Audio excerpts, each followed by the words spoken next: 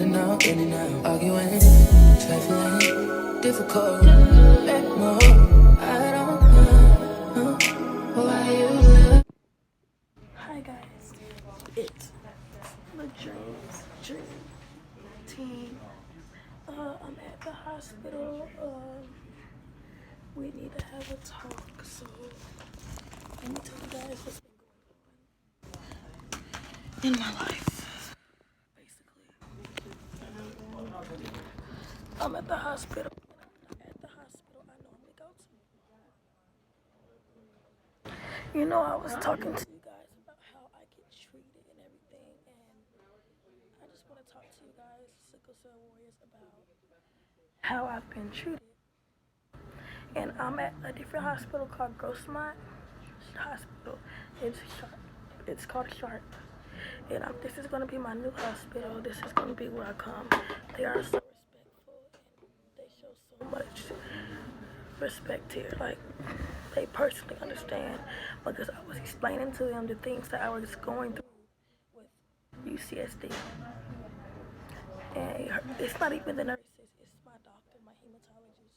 And it breaks my heart that I have to go through this. I am a sickle cell patient. I deserve better. And I shouldn't have to be treated like this. And I just don't understand why me, I have to fight my disease and have a doctor treat me like I'm just a drug addict. You know what I'm saying? So I want to read it. I know this is like personal stuff, but I want to read to y'all what my doctor told me. I understand that, that opioids is not good for you, especially IV. But I don't want her to make me feel like it's my fault because I have sickle cell and I'm sick. Just because I'm getting admitted, like I'm more than I usually don't get, don't mean I'm addicted to the drugs or I'm an addict. Like, I had a lot of things going on at home to stress me out. I had someone living in my house with their boyfriend, and you know what I'm saying? I was stressed out from the things that was going on in my house. I just have personal things that was going on that was causing me to get into a crisis. And most of the time, I was just in a pain crisis. I just had an infection. I had gotten infected twice. And the last time that I was in the hospital was when I had got acute chest syndrome. You know what I'm saying? I had acute chest syndrome, and it was after I took the Ucsd. So it made me feel like it was because of the Ucsd. So I got admitted. I had to get antibiotics going. I had to get 3 blood transfusions. Then I had to get another one, what was the blood exchange, where they take out sickle cells and put in new blood. Because my oxygen level was setting at 80, 81, 82, 83, just up there. It didn't go higher than 80, 84. It was 80 and it kept dropping. So they had to put me on oxygen, start giving blood and all that. My hemoglobin was 6.1. I got better after I got the blood exchange. And then in a few days I got to go home. And then after that, New Year's came. And on New Year's Eve, I had an infection. Okay, so I felt really weak, extremely weak. Like I wanted to faint and everything. And I started throwing up, nauseated. I got really nauseated. I had a fever and everything. I didn't know I had a fever. So I called the ambulance on New Year's Eve and I had to get admitted. And just because of the infection, I had sickle cell pain as well. So I want to show y'all what she told me. Because I've been getting admitted. I've been going to infusion at least 2 to 3 times a week because of the pain that I've been going through from all of the stress I had at home, which I don't want to discuss, which is private. But it breaks my heart because she makes me feel like I'm a drug addict when I'm just really in pain and I be sick. Like, when they draw my blood, you can see it. You can see the shit. You know what I'm saying? Just because y'all can't see my pain, like y'all can see cancer pain, don't mean I'm not hurting. So, I got out of the hospital, and I tried to get into an infusion after I got out of the hospital a few days ago. Because the doctor that was at the hospital on call said, get you into the infusion center so you can go home and then get into the infusion center and get fluids and pain medicine because we want you out of here, you know? They want me to live my life and I have to be admitted. So I tried to get into infusion. That's what she told me. Thanks for your message to Stephanie. I understand that you are having a tough time managing your sickle cell at this time since you were just in the hospital. I would recommend that you control your pain with oral pain medications. Please let me know if you need a new prescription. And honestly, I understand that. Because I did just get out of the hospital and I don't need to keep taking that IV medication. I need to take some of my opioids, which I took. They help some, but I still had pain. And then she said, we are very concerned by your high usage of IV pain medications and would like to discuss your plan of care in the clinic with you. Unfortunately, we will not be able to support infusion center visits until we can see you in the clinic. Y'all hear that? Just because I'm having my pain and I'm at the hospital. Let me read that again. We are concerned by your high usage of pain, IV pain medications. It's like I'm an addict or something. Are you serious, Dr. Gopal? Are you kidding me? Here's the next one. If you develop a pain crisis that you feel cannot be managed at home with your oral pain medication, you will need to present to the emergency department. Basically, he's saying don't bother calling the infusion center. If you are getting admitted in the hospital, I would highly recommend you go on a PCA. This is in the accordance with the national guidelines for management of sickle cell pain. So when I went to the hospital, y'all, and got admitted, they did not put me on PCA. They gave me pushes every 3 to 4 hours, and then a rescue every 4 hours. 3 to 4 hours for rescue, and I was on Benadryl every 4 hours. It's not my fault that I was on a push instead of IV. Instead of PCA. So since you want to talk all this shit to me, come correct and come see me in the hospital and tell them doctors that you have a plan for me. Because I didn't ask for the push. I get upstairs and that's what my plan is. Okay.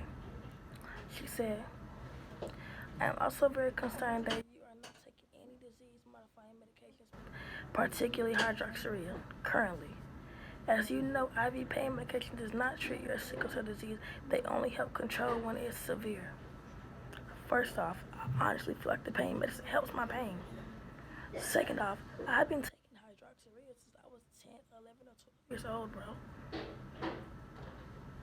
I understand she don't want me on opiates because it's really the opioid addiction in California is really bad, and I understand that from her point of view, though, because she wants the best for me. But on my end, it makes me feel like she's making me look like I am a drug addict or something and just wanting drugs and faking my pain. She could come a different way and could have called me instead of texting me this bullshit.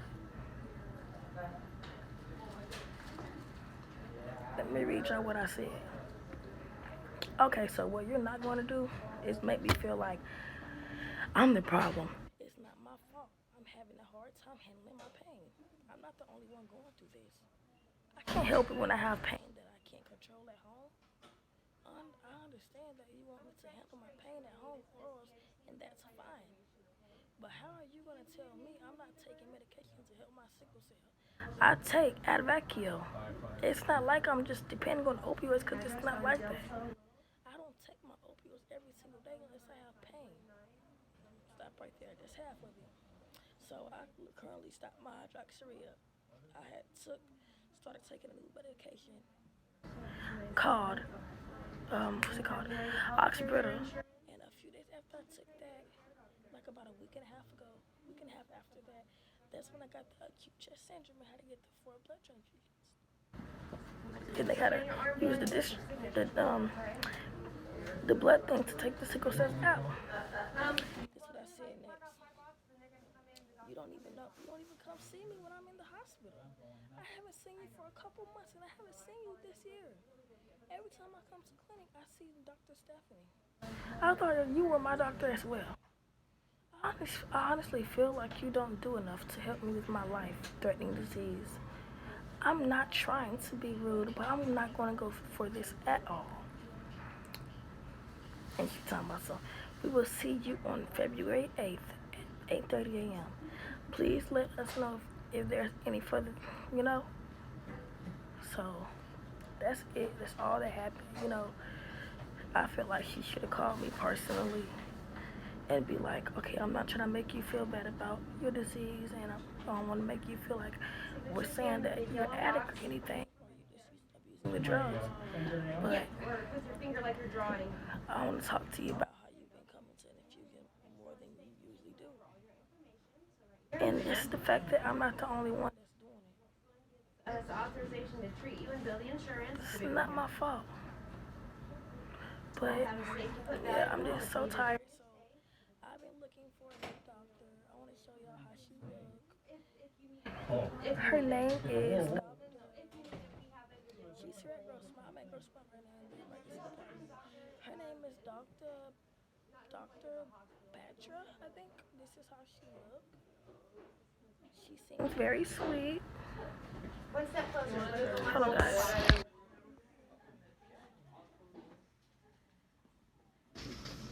She's a hematologist as well. And she has been a hematologist for about,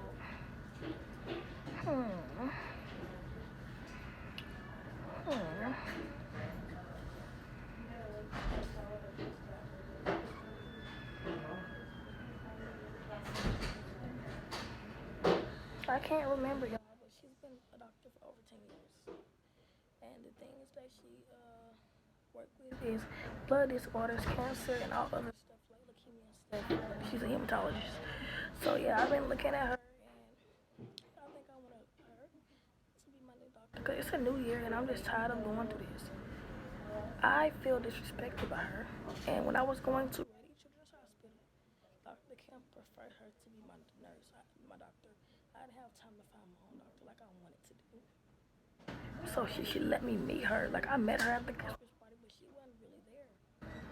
But yeah, guys, it just hurts to know that I'm being treated as if I am a drug addict or something, because I have sickle cell disease, and I've been going to the hospital more than I usually do.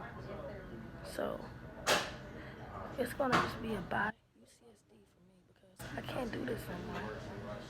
I deserve better. There's gonna be a time in my life when I'm not gonna live and I'm gonna die. I'm not saying this now. I'm not saying I could grow old and be 100 years old. I don't know. But I have a life-threatening disease, and I don't know when I'm gonna die. It scares me, you know, and I really want to cry because it scares me. Because I've been fighting this since I was in the womb, and I got out of the womb. I was fighting this, and I don't want to have to feel like I'm being treated as if I'm a drug addict, and I'm not. When I get my payments, I don't even take them until I'm in pain. My sleep schedule has been so messed up, I can't even sleep right at home. I don't go to sleep until 7 o'clock in the morning because of my pain. I even take sleeping pills. Okay. Benadryl. Well, there's a couple of us here, so we're trying to. Melatonin. So this is what I was trying I to tried wait. everything.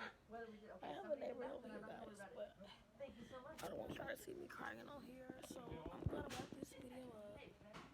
If I have any lawyers that would like to share any tips or I could vent to, I would really love that. I'm watching a movie on Netflix called Through My Window. It's really good. It came out last year. I really like it. Since y'all ain't never seen Grossmont, I'm gonna give you a little tour. This is like the room. It's small. It's in the ER. The pole. I already got fluids. I'm on hooked now. Look at this. This is super cool. Look. Slip down a little look. Okay, so this is the seat back up. See that? I press the button up and then back and then look. Wait, hold on. Down, back up, and then you got the whole thing back if you want to go to sleep. And then back up, and then this goes up. Look, the seat thing goes up, and I love it. But I had to get an IV, guys, if y'all wonder, because y'all already know I have a port. I had to get an IV because I'm new at this hospital and they're not used to me yet, you know? I came here when I'm not going to tell y'all my business, but I came here last year and stuff, and I was somewhere where I wasn't supposed to be, you know what I'm saying? Everybody makes mistakes, I know this. But yeah, I came somewhere and I wasn't supposed to be here, be there. And I came to the hospital and I got sick really bad. And I liked the hospital, but I was like, where am I at Ucsd? But I'm really thankful that God showed me this hospital. All the nurses here, when I was upstairs and I was admitted, so I got admitted twice here when I was somewhere I shouldn't have been. They was just so respectful. I really loved it them. It was so sweet. But I hope you guys have a good day. It's 4:13 where I'm at in California. I hope you guys have a good day today. I know in Florida it is, I think 6:13. In North Carolina it's, I think 7:13 or 8:13. And my sister in Arizona it's 5:13. So in New York it is in New York 7:13. So guys, have a good night. I'm gonna finish watching this movie. I'm gonna let the bed back and relax. Try to get some sleep. If I feel better, I'm gonna go home. But if I don't, you guys know I'm gonna do a YouTube video and show you all the things and let you guys see how my experience in my stay is here. So I hope you guys have a good day. Bye.